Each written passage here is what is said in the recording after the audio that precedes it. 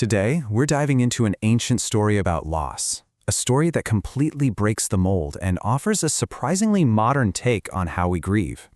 So let's get one thing straight right from the beginning. You'd think a religious text, especially one about a disaster, would be all about comfort, right? About reassuring you that everything's going to be okay in the end? Well, nope, not this one. We're looking at the Book of Lamentations from the Hebrew Bible. It's short, it's brutal, and it's also incredibly beautiful.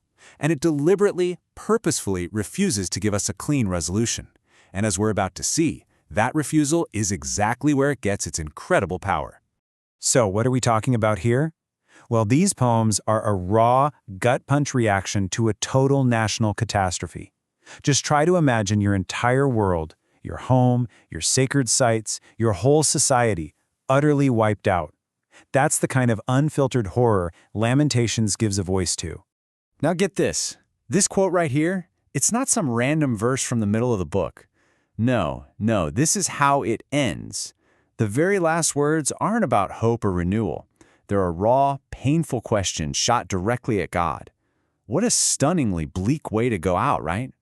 Okay, to really get how radical, how completely off the wall this ending is, we need a little context. You see, believe it or not, back in the ancient world, there was kind of like a playbook for how to mourn a destroyed city. Yeah, for centuries before Lamentations was even written, there was this whole literary genre called the city lament.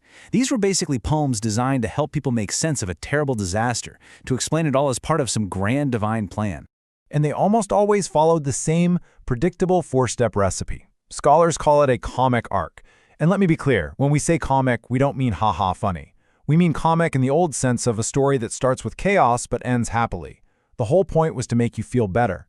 No matter how awful things got, step 4 was always just around the corner. And this right here? This is a perfect example of that final happy ending step. It's from a famous poem about the city of Ur. After all the destruction and suffering, the god comes back, things get rebuilt, and everyone breathes a collective sigh of relief. Phew, order is restored. Okay, so now that we have that formula in our heads, let's look at Lamentations again, because it takes that playbook and just rips it to shreds. It goes through the first 3 steps, all right? The decision, the abandonment, the destruction. But then it just stops. No step 4. So you gotta ask, why? Why ditch a formula that worked for hundreds of years? Well, the writers of Lamentations clearly weren't interested in that neat, tidy story.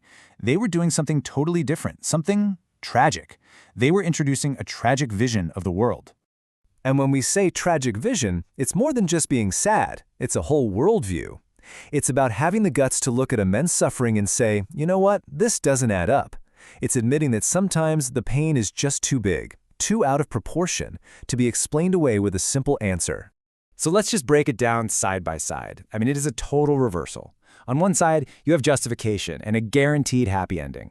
But with Lamentations, it's all about abandonment, questioning, and protesting. It's the human voice refusing to just accept the divine plan.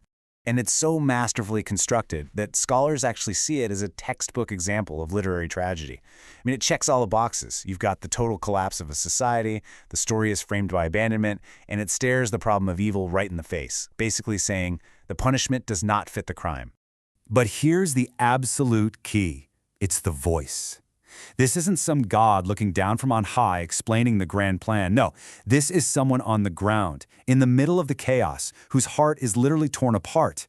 It gives dignity to the human experience of suffering right in the moment. All right, so we get it. It's bleak. There's no happy ending. So what's the point? If it doesn't offer comfort and resolution, what exactly is it offering? Why would anyone write this? And this is where it gets really profound. Its power comes from what it doesn't do. By refusing to tie everything up with a neat little bow at the end, it creates this incredible space for real, honest reflection. You see, this tragic vision does something really important. It's like the book is telling you, your pain is real, it's valid, and you have every right to be angry, to protest, to scream at the injustice of it all. It practically demands compassion from anyone who reads it. And maybe most importantly, just by giving a voice to that horror, the healing can start. And maybe that's the most radical message of all. The book suggests that healing doesn't always come from a nice, tidy resolution. Sometimes true healing, true hope, begins with the simple, courageous act of naming the pain and refusing to let it be ignored. So that's the question Lamentations leaves hanging in the air thousands of years later. In our world, we're always told to find closure, right? To move on. But this ancient text asks us to consider something else. What if there's a different kind of strength, a different kind of hope in just sitting with the pain and refusing to pretend it's all okay?